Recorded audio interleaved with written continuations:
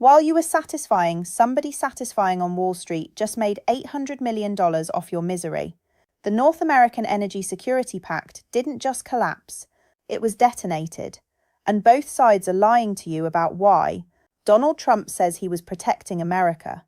Mark Carney says he was protecting Canada.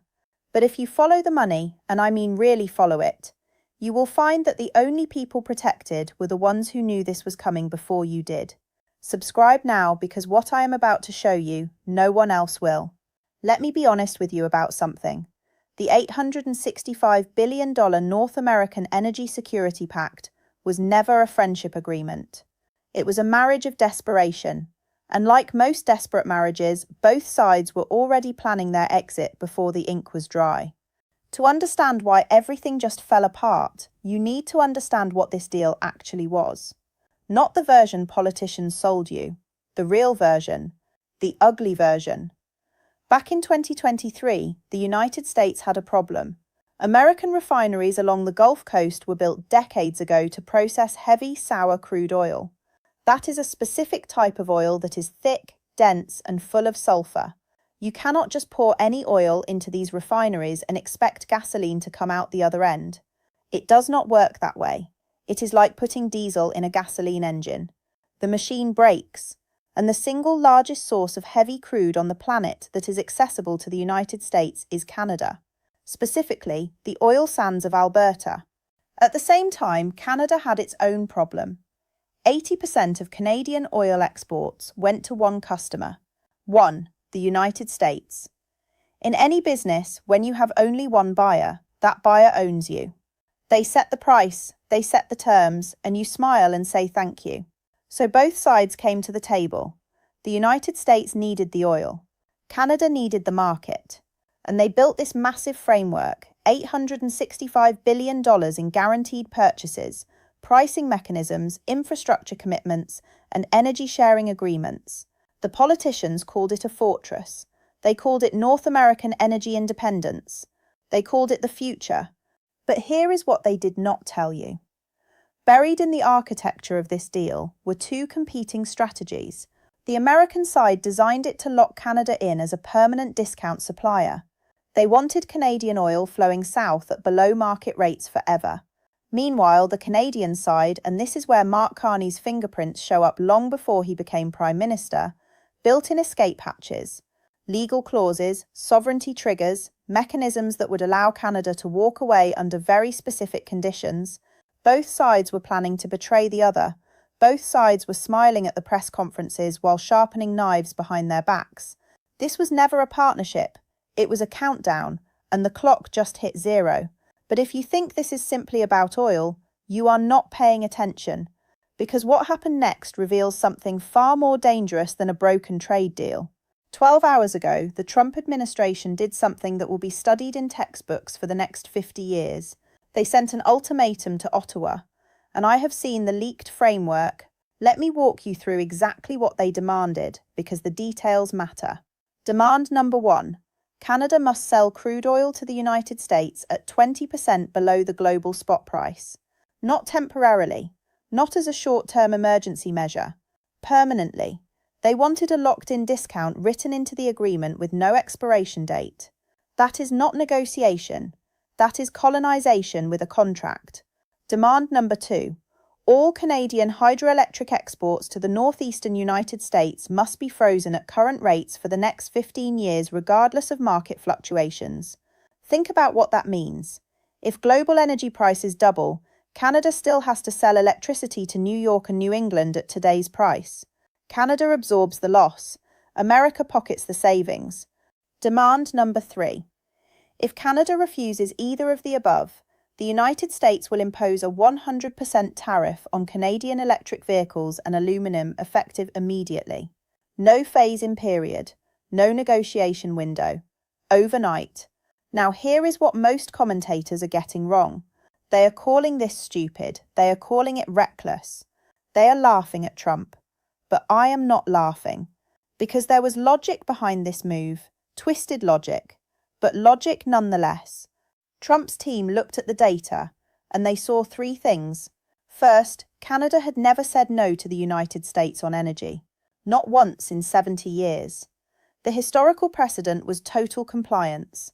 Second, Alberta's economy is deeply dependent on oil exports to America. Trump's advisors believed the provincial pressure on Ottawa would be overwhelming. They thought the premiers would break Carney before the deadline hit.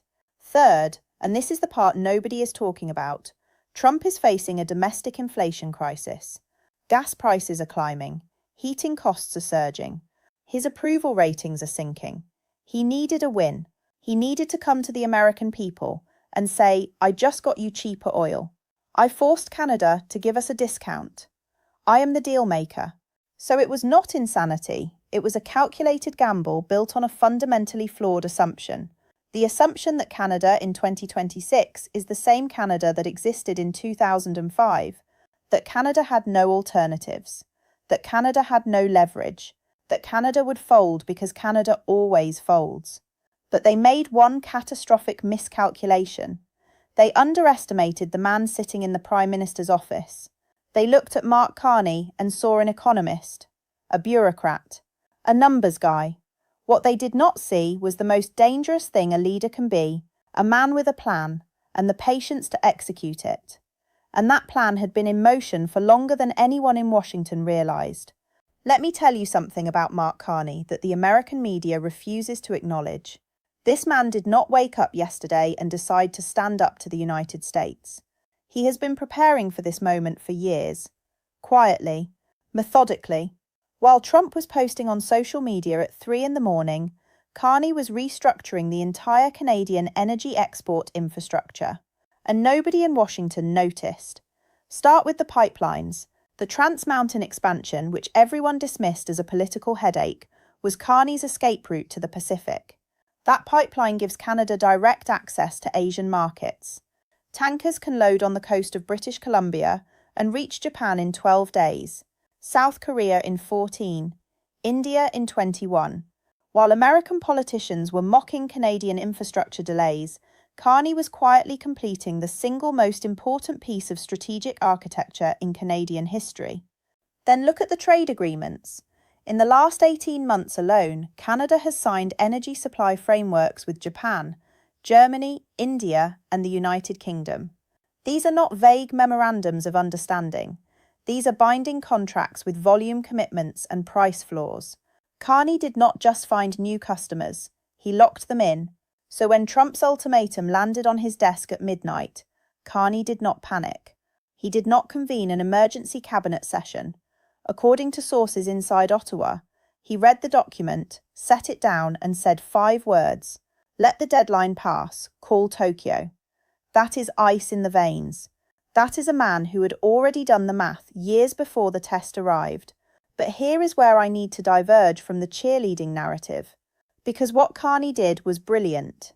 Yes, but it was not selfless. And it was not without enormous risk to the Canadian people. And nobody is talking about that. Nobody. Let us start with Alberta, the province that actually produces the oil. 80% of Alberta's economy is tied to energy exports. And despite the new pipelines, the capacity to redirect all of that volume to Asia does not exist yet. The Trans Mountain expansion can handle about 890,000 barrels per day. Alberta produces over 3.5 million. The math does not add up. Not yet. That means a significant portion of Canadian oil has nowhere to go in the short term. That means layoffs. That means economic pain in the very communities that pull the oil out of the ground. Then there is the currency problem. The Canadian dollar surged on the announcement. Sounds great, right? Wrong. A stronger Canadian dollar makes every other Canadian export more expensive on the global market. Lumber, wheat, manufactured goods, technology, the sectors that have nothing to do with oil get punished because Carney made an energy play.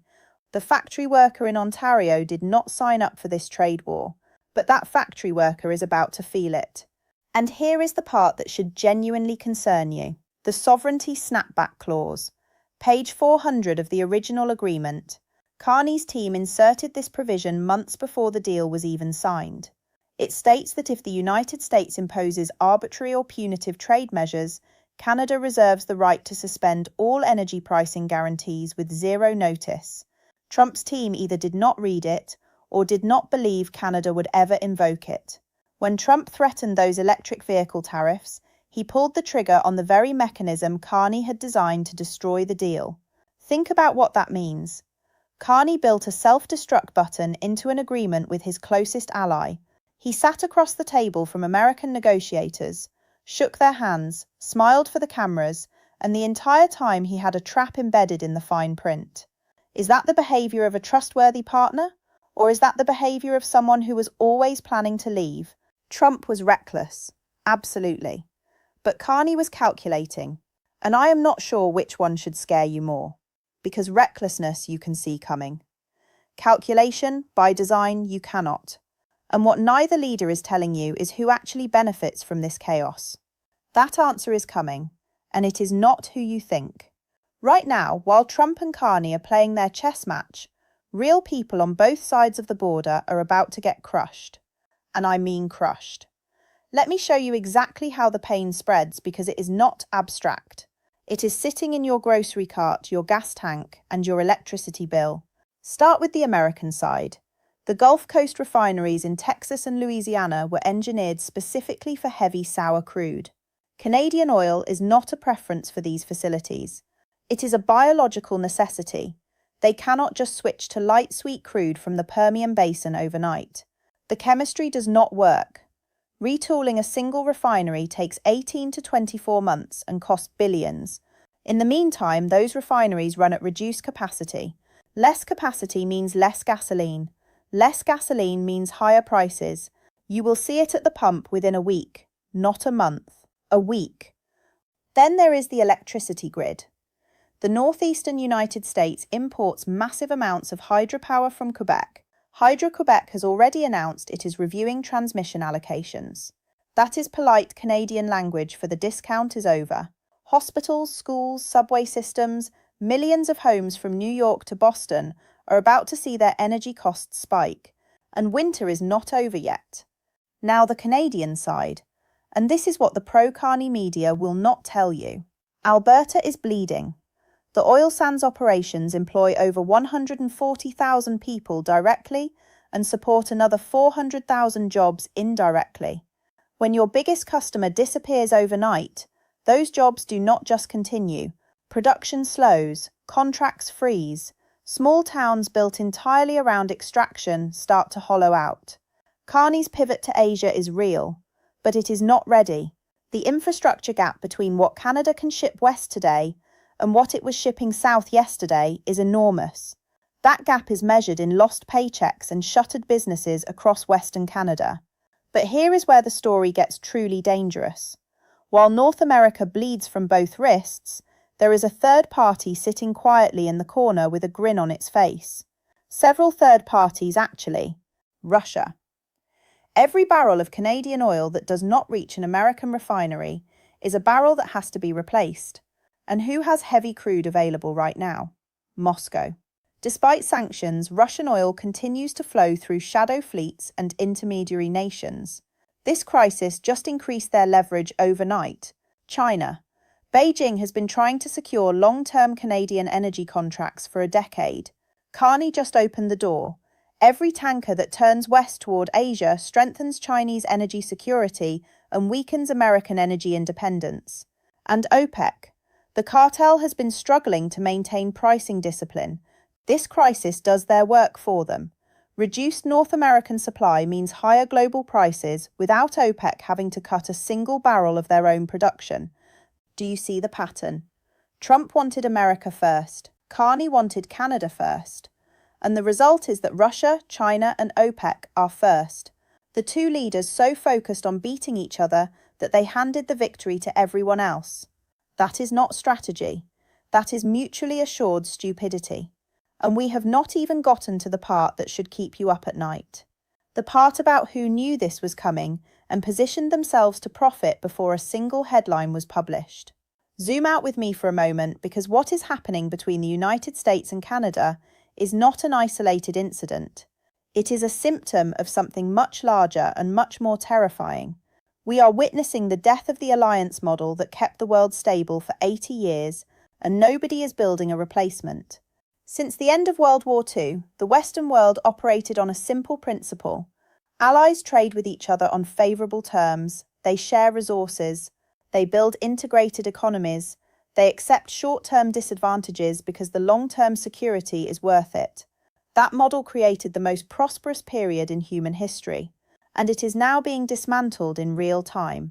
Think about what has happened in just the last 5 years. Russia weaponized natural gas against Europe. When Germany hesitated on Ukraine, Moscow threatened to freeze them. Literally, China restricted rare earth exports to Japan during a territorial dispute. Beijing controls over 70% of global rare earth processing, and they showed the world they are willing to use it as a weapon. Australia stood up to China on a pandemic investigation and got hit with trade restrictions on wine, coal, barley and lobster overnight. And now Canada has turned the energy tap off on the United States. Do you see the pattern? Resources are no longer commodities. They are ammunition. Every pipeline is a barrel of a gun. Every trade agreement is a loaded weapon with a safety switch that can be flipped at any moment. Mark Carney has a fancy term for this. He calls it sovereign resource architecture. It sounds academic. It sounds responsible. But strip away the polish and what you have is a very old and very dangerous idea. My resources, my rules, my leverage. History has a name for this. Resource nationalism. And every single time it has been tried on a global scale, it has ended in catastrophe. The oil embargo of 1973, the resource wars of the 20th century, the energy blackmail campaigns of the 2020. The pattern is always the same. One nation weaponizes a resource, the target nation scrambles for alternatives, trust collapses, supply chains fracture, and the global economy bleeds. Carney knows this history. He is one of the most educated leaders on the planet when it comes to economic systems. And he chose this path anyway. That should disturb you more than anything Trump has done, because when a reckless man causes damage, you can blame ignorance. But when a brilliant man causes damage, you have to ask what is the end game that justifies the destruction. And Trump, by treating Canada not as a partner but as a subordinate, he gave Carney the political cover to do what he was already planning to do. Trump did not just lose an energy deal, he handed every resource-rich nation on earth a playbook for how to resist American pressure. He showed the world that if you have something America needs, you do not have to submit. You just have to wait for America to overplay its hand. And America always overplays its hand. The European Union is watching and recalculating. The Gulf states are watching and renegotiating. India is watching and diversifying. Every single alliance the United States depends on is now being stress-tested by a simple question. If America did this to Canada, what will they do to us? That question is more dangerous than any missile. Because missiles you can see. Broken trust is invisible until the moment everything collapses. And collapse is exactly what certain very powerful people are counting on. Because chaos is not just destruction. For the right people with the right positions, chaos is profit. And that brings us to the money trail that no one in the mainstream media is willing to follow. Now I need you to pay very close attention because what I am about to walk you through is the part of this story that makes powerful people uncomfortable. I am not going to make accusations. I am going to show you data points and let you connect the lines yourself. 72 hours before the ultimatum was leaked to the press, something unusual happened in the energy futures market. Trading volume on Canadian heavy crude contracts spiked by 400% in a single session. 400%. That does not happen randomly. That does not happen because a few traders had a hunch. That kind of volume means someone knew. Someone positioned themselves before the rest of the world had any idea what was coming. Now ask yourself a simple question. Who had access to the details of Trump's ultimatum before it became public? The answer is a very short list. Senior White House advisors, select members of the National Security Council, key figures in the Canadian Prime Minister's office, and their respective networks of consultants, lobbyists, and financial advisors. Somewhere on that list, someone picked up a phone and called their broker. Here is the second data point. In the 48 hours before the deal collapsed, Three major hedge funds with known connections to transatlantic energy consulting firms dramatically increased their short positions on American refinery stocks. They were betting that those stocks would fall, and when the announcement came, those stocks cratered. Those three funds made an estimated combined profit of over $800 million in a single day. $800 million. While you are worrying about the price of gas next week, someone already cashed the check. And here is the third data point, the one that bothers me the most. Mark Carney spent over a decade at the highest levels of global central banking. He ran the Bank of Canada. He ran the Bank of England. He chaired the Financial Stability Board. He has a personal network that stretches into every major financial institution on the planet. I am not saying he made a phone call. I am saying that in his world, phone calls are not necessary. In his world, a quiet dinner in Davos 6 months ago is enough. A single sentence over wine is enough. The machine knows how to operate without fingerprints. So when people tell you this is about patriotism or sovereignty or standing up to a bully, smile politely and ask the only question that matters in any political crisis: who got rich? Find the answer to that and you will find the truth behind every headline, every speech and every so-called act of national courage. The money never lies, even when every leader on both sides of the border does. So here is where we stand. The $865 billion North American Energy Security Pact is dead. The tankers are turning west, the refineries are slowing down, the grid is under pressure, and two leaders are standing on opposite sides of a burning bridge, both claiming they had no choice. But you and I know better now. Trump did not have to send that ultimatum. He chose to, because his ego demanded a win he could sell to voters. Carney did not have to let the deadline pass. He chose to because he had spent years building an exit strategy and was waiting for the perfect moment to use it. Neither man acted to protect you. Both men acted to protect their power. And you, whether you live in Michigan or Manitoba, are the one left standing in the cold, calculating how to pay next month's heating bill. That is the truth nobody on cable news will say out loud. This was not strength versus weakness. This was ego versus calculation. And the casualty of that collision is always the same: ordinary people who never asked for a trade war and never voted for a severed alliance. Now I want you to think about one question before you close this video. If the closest allies on Earth can turn on each other in 12 hours over a pricing dispute, what happens when the next crisis is not about oil? What happens when it is about water? What happens when it is about food? What happens when the resource being weaponized is the one you cannot survive without? That question is no longer theoretical. It is the world we just entered. In 48 hours, I am going to release a follow-up with the names of the funds that profited from this collapse and the exposed connections between their leadership and both governments. You do not want to miss that. Subscribe right now. Hit the notification bell. Share this video with everyone who deserves to know what is actually happening behind the curtain. Because the mainstream media will give you the headlines, but we are going to give you the blueprint. The deal is dead. The money has moved. And the only question left is whether you saw it coming or whether you are still being played. Stay sharp. I will see you in 48 hours.